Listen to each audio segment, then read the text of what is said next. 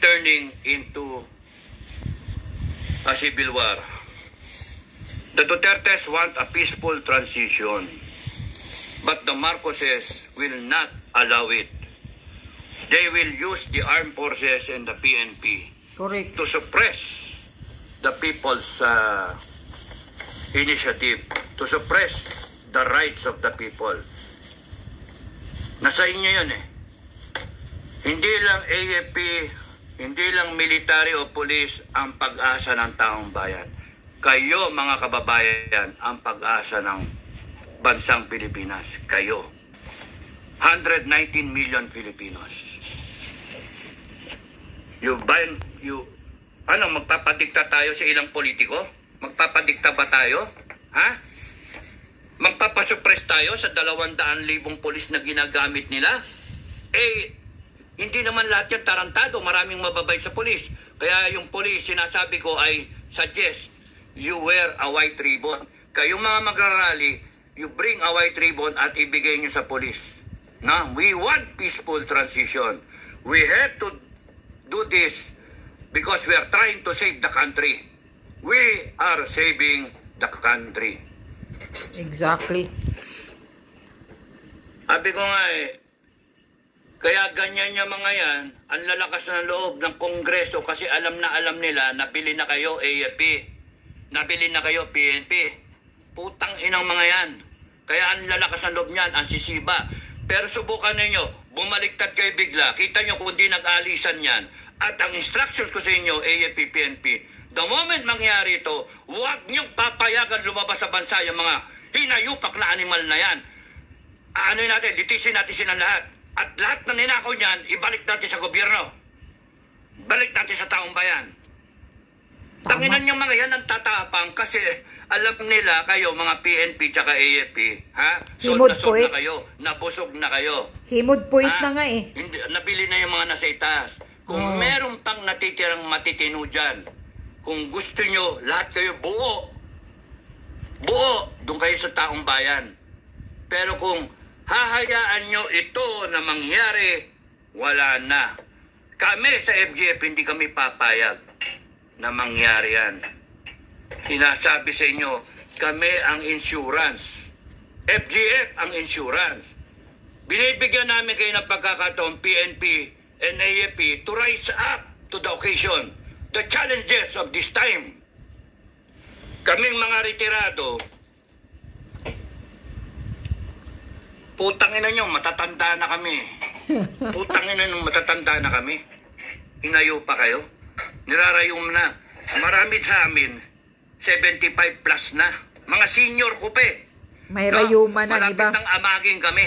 Malapit na kaming bulati na lang katapat namin eh.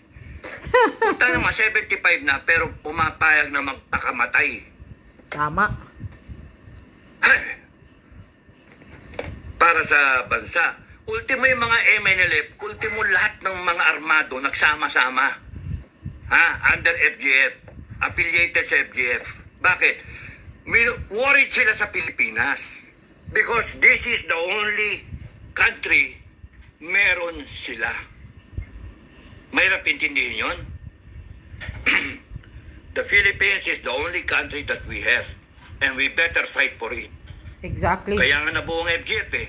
Kasi sa nagbabadyang gera, hindi kami papayag na maupakan ng Pilipinas na walang kalaban-laban, kaya nabuhay ang FGF. Tapos ngayon, Lintek, papayag ang armed forces na babuyin tayo ng gusto. Ano ba klase? Sumpa-sumpa kayo. We uphold the Constitution. Tapos ngayon, sasabihin ng gobyerno, sasabihin ng Kongreso ninyo, mga magnanakaw naman sila, yun ang problema eh. Dahil marami na ang nabili eh. Nawala ang prinsipyo. Demand an explanation. Ano nangyari doon sa pinagbilan ng ginto? Ano nangyari sa budget? Ano nangyari sa putang ina? 125 million CCU yun. Correct. At bahala yung COA. It is a constitutional body na dapat nag-iimbestiga dyan sa Office of the President. Bakit ang Kongreso nag-iimbestiga? 2022 pa yun, na wala namang budget para nahiningi ang Office of the Vice President na confidential fund. Putang inang Congress yan. Tinatanga kayo. Kaya gusto nga durugin si Sara. Kasi matatapang yung mga contempt. Yes or no? Yes or no? Kasi nandiyan kayo AFP sa likod nila. Exactly. PNP, nandiyan kayo sa likod nila. Subukan yung mawala kayo dyan at magbigay kayo ng statement. Mag-explika kayo, kundi manghina ang loob niya. Maiisa sa lawal yung mga yan.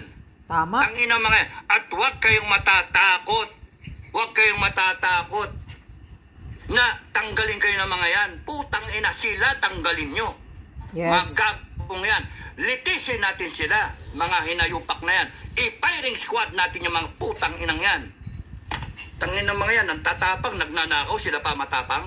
Buhangan na ina. Sila binayolate nila yung konstitusyon at sila ngayon gagamit ng konstitusyon. Yan ang linyahan ng mga kriminal. Yan ang linyahan ng mga human rights. Di ba? Mahalaga kay Presidente BBM kuno yung human rights niya. Paano yung human rights ng President ni Vice President? Paano yung human rights ni Atty. Laika? Paano lahat yung human rights ni Kibuloy? Lahat ng mga kinontempt nila. Yung namatay sa QGC ng mga human rights, ng mga members. Paano yung human rights ng mga vlogger na inaano nila? Tinatakot nila. Yung sa members sa QGC. QGC. Lahat kayo. May hindi nangamatay. kami natatakot. Tumayo kayo mga kababayan. Huwag kayo natatakot sa pananakot ng mga yan. Ginagamit yung konstitusyon natin para supilin tayo. Gagawa, matapos silang magdakaw, matapos silang umabuso, matapos silang gaguin tayo, babuyin tayo, we the sovereign Filipino people, we wanted a constitution na okay, perfect, that will situate yung Pilipinas natin maganda. Binaboy na ng matarantadong to binoto natin, ngayon gagamitin na yung konstitusyon. At gagamitin yung armed forces at mga PNP to suppress the people. Putang ina nyo, gusto nyo revolution talaga? Ha? Tarantado kayo. At lahat ng susunod sa akin, lahat ng susunod sa FGF, sumunod kayo. Hindi yung panay salita lang. Galit-galit. Tangin na nga mga, pwede ba yan? How can you live through each day na you are tolerating wrongdoings? Exactly. How can you tolerate? Ano nangyari sa honor system natin? Ano nangyari? Tapos itong long gray line, nasaan na kayo? You're silent about it. Pagka nag-turn around yung sitwasyon at saka kayo maglalabasan. Congratulations, Madam President. Congratulations. Putang ina nyo. Mga oportunista. Sorry maglalabasan kayo pagka tapos na. Maglalabasan kayo pagka wala ng danger. Pero yung mukha ninyo ayaw yung gasgasin. Putragis kayo. At pagka nagwagi sila, mawala mga Duterte. Paano na? Iyak-iyak kayo? Kaya nga.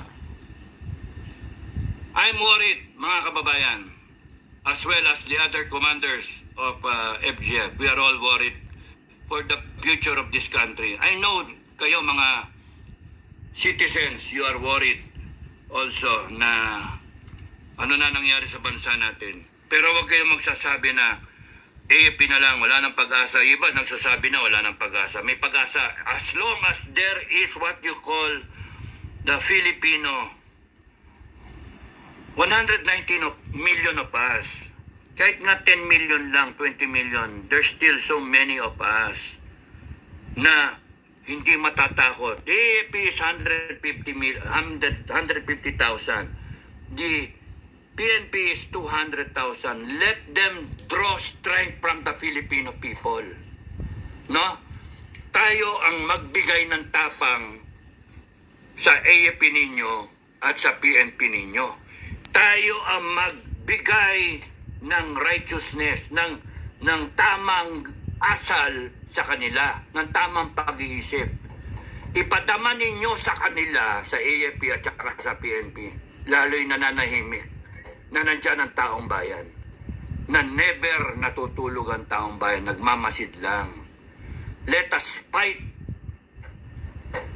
Corruption, let us fight all forces trying to destroy this country. Binabaliktad nila eh. Duterte pa ang nagde-destroy. Putang ina ninyong lahat. It's not Duterte destroying this country. It's the other way around. It is Marcos and they are the corrupt politicians. It's Congress and the Senate. They are the ones destroying this country and a few scalawags ng PNP at AFP. Hindi pa confirm yung AFP. Confirm yung PNP. Sangayon sa intel namin. So, tignan ninyo. Nagtatapang-tapangan yan kasi kayo taong bayan watak-watak. One time, big time. Tapusin natin to. Ipakita natin yung tama ang mangingibabaw sa mali. Correct. Ipakita natin na hindi pwedeng, hindi obra, hindi talaga obra itong nakawan, itong abuso, itong pagsisinungaling, pagnilinlang sa taong bayan.